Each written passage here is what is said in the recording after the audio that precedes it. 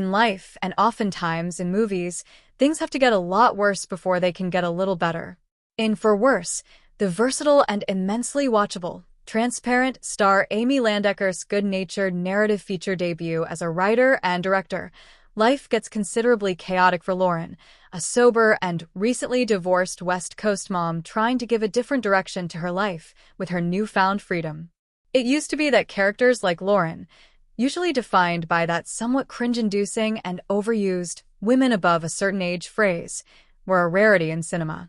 But these days, especially considering several terrific recent releases of all sizes like Susie, Bridget Jones, Mad About the Boy, The Idea of You, and even Baby Girl, we don't seem to be living in that same cinematic world anymore, one that refused to acknowledge the existence, realities, and complex sexual desires of women, well, above a certain age. That is certainly good news for all audiences, okay?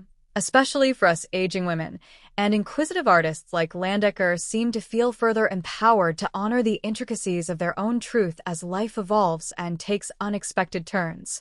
But it also means that we now have a lot more reference points and high bars to consider while weighing a film like For Worse.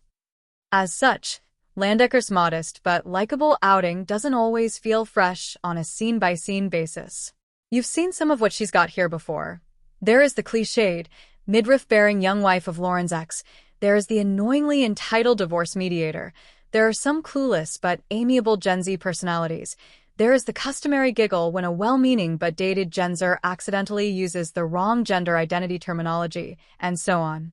But amid all these checklist items, Landecker still transposes a delicate truth about aging as the secret that almost no one will tell you. And it goes like this. Pick any combination, and there will always a discrepancy between the age you feel, the age you actually are, and the age young people will assume that you are when they look at you. For a while at least, these discrepancies will only grow. Landecker doesn't exactly spell out this revelation, but feeling its weight through Lauren's unexceptional but bold adventures still feels like a small, indie-sized treat when she signs up for an acting class for commercials. Taught by a new-agey eccentric, Gabby Hoffman, elevating a stereotypical part, the class introduces Lauren to aspiring young actors from all walks of life. Among them is her attractive screen partner Sean, Nico Hiraga, with whom she shares a mutual attraction and the possibility of something more. With the encouragement of her wisecracking bestie Julie, the film's other stock character but one Missy Pyle brightens, Lauren leans further into her feelings for Sean. Sadly, after a deeply honest and awkwardly embarrassing bladder control episode in the bedroom, their fling gets cut short. Note: may every woman be blessed with a gentleman like Sean in such a tricky situation. Still, and thankfully, the aforesaid incident doesn't stop Lauren from attending a wedding with Sean in Palm Springs, which is when things take a real turn towards Lauren's self-actualization. Acting like an irresponsible young person in her older body out of some understandable jealousy, Lauren finally starts reconciling the above-said discrepancies in her life, with a little help from fellow divorcee and potential romantic interest Dave, Bradley Whitford, Landecker's real-life partner. With a significant segment of For Worse taking place around the wedding festivities, Landecker pays loving attention to the features of the ceremony, decking the spirited Palm Springs occasion youthfully with believable costumes and lived-in decorations.